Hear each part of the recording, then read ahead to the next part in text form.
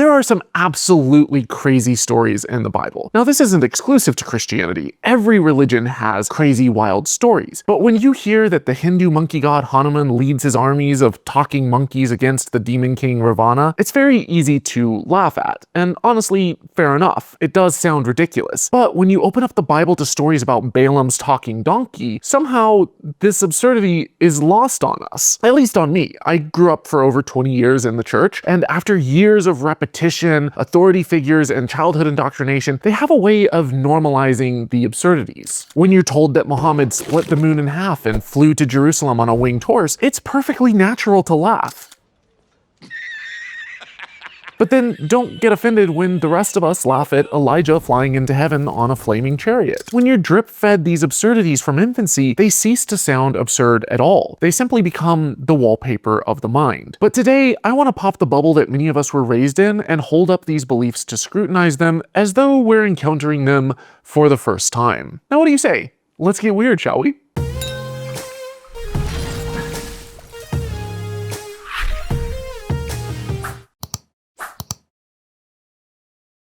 Number 1. God killed a guy for pulling out during sex. Genesis 38 tells the story of Onan. His brother Er dies, and according to custom, Onan is supposed to impregnate his brother's widow, Tamar, to continue his brother's lineage. Onan sleeps with Tamar, but he pulls out at the last minute and spills his seed on the ground. God considers this wicked and instantly kills him just like that. For centuries, the Catholic Church used this passage to condemn not just contraception, but masturbation. The term Onanism literally comes from this story and was used as a clinical term for masturbation well into the 20th century. All for a story about a guy who didn't want to get his sister-in-law pregnant. The sin, if you read the text in context, was actually about refusing a family obligation and potentially cheating Tamar out of her inheritance rights. But the church ran with the sexual angle and used it to shame millions of people for entirely normal biological behavior.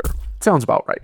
Number 2. Zombie saints were resurrected and wandered around Jerusalem. This one doesn't get nearly enough attention. According to Matthew 27:52-53, when Jesus died on the cross, the tombs of the dead saints broke open, and the bodies of many holy people who had died were raised to life. They came out of the tombs after Jesus' resurrection and went into the holy city, appearing to many people. The Gospel of Matthew claims that a mass resurrection of dead saints happened in Jerusalem. Corpses climbed out of graves, strolled around the cities, and appeared to their friends and family, and then nothing.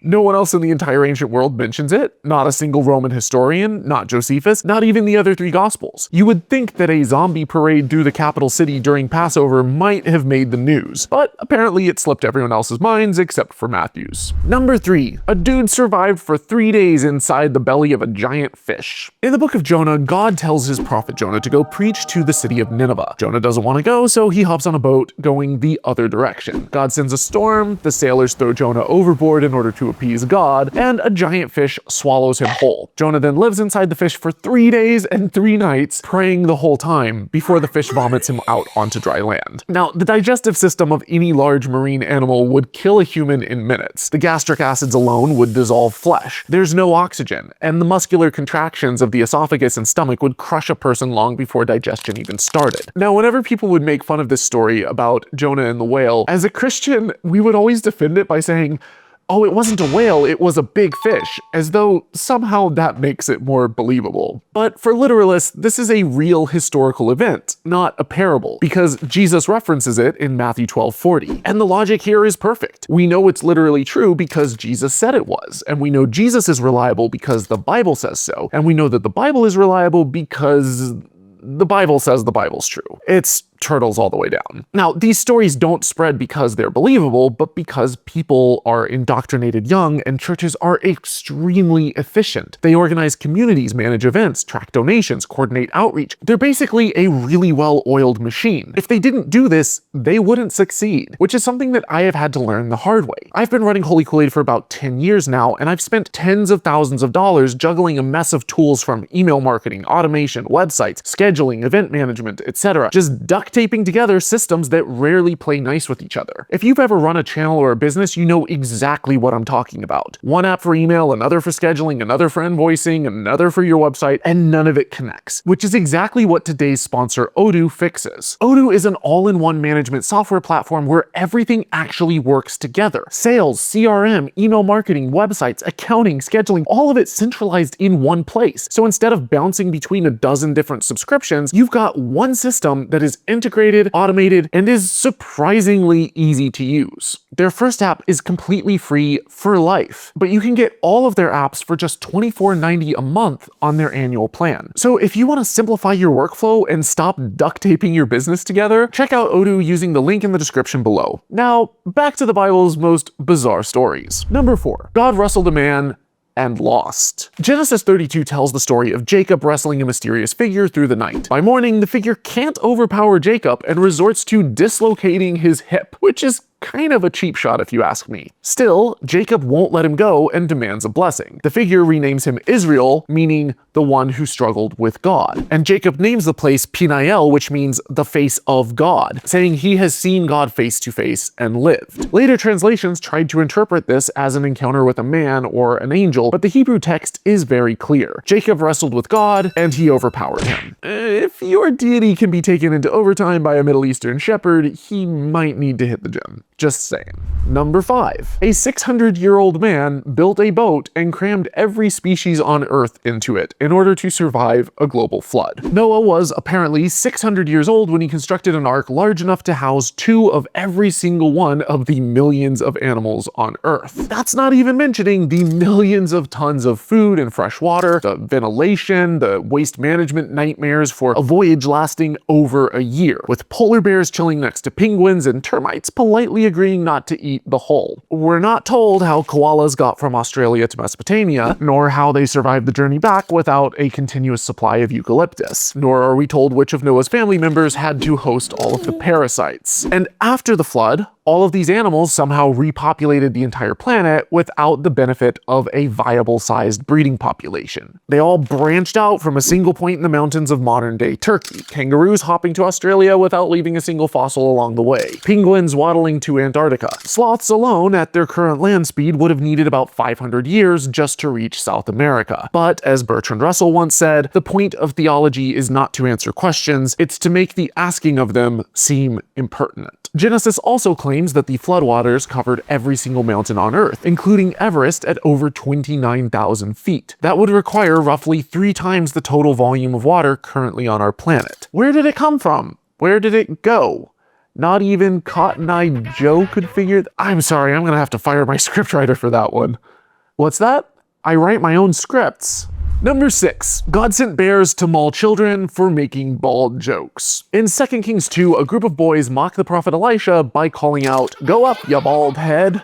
Elisha, being a good representative of the omnibenevolent God of love and mercy, curses them in God's name, and 2 bears pop out of the woods and maul 42 of the little bastards. Now, everyone I talk to wants to focus on the sheer horrific nature of this story, and I get that, but I think the most unbelievable part for me is that 42 kids got together to laugh at a bald man. I mean, I was a pretty social kid, and I struggled to get 10 friends together to play soccer. Just how bald was this guy?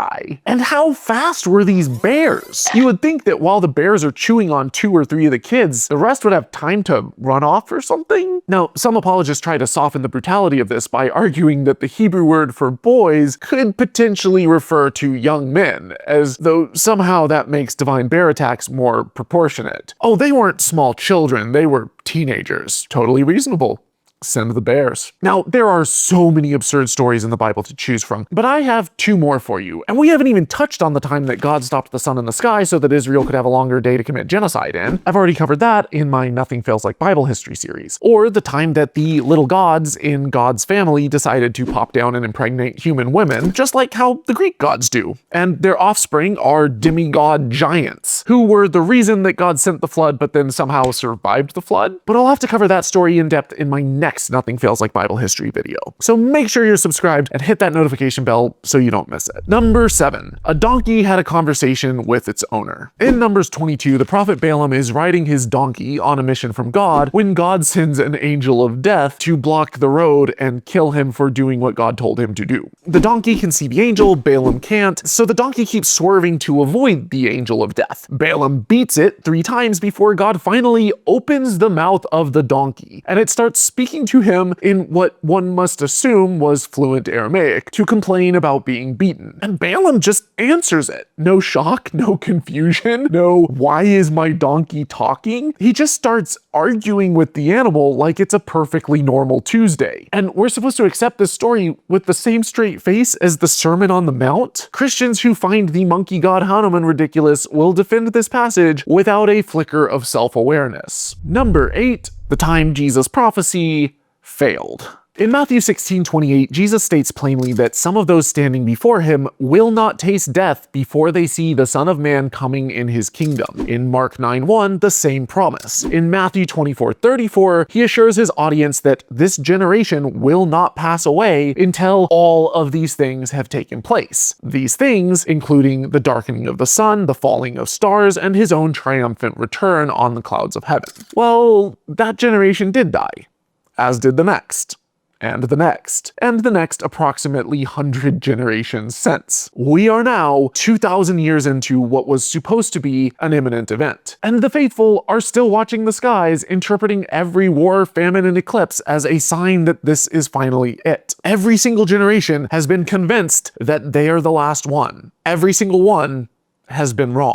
This is, I should note, not some minor embarrassment. It is a blatant failed prophecy by the central figure of the religion, recorded in the canonical Gospels. In any other context, a prophet whose most dramatic prediction failed within a single generation would simply be called a false prophet. But Christianity, with its genius for reinterpretation, has managed to transform this failure into a virtue. The delay is a test of faith. The Millerites were so sure that Jesus was coming back in 1844 that they sold their homes and waited on hilltops. When nothing happened, they called it the Great Disappointment. And rather than concluding that maybe the whole prediction model was flawed, they just started a new denomination. That is literally how we got the Seventh-day Adventists. What are your favorite weird Bible stories? Are there any that I missed or that you would have included? Let me know in the comments below. Thank you to everyone for your ongoing support. If you are a business owner or an entrepreneur, go check out Odoo, and as always, dare to be curious, but don't drink the Kool-Aid.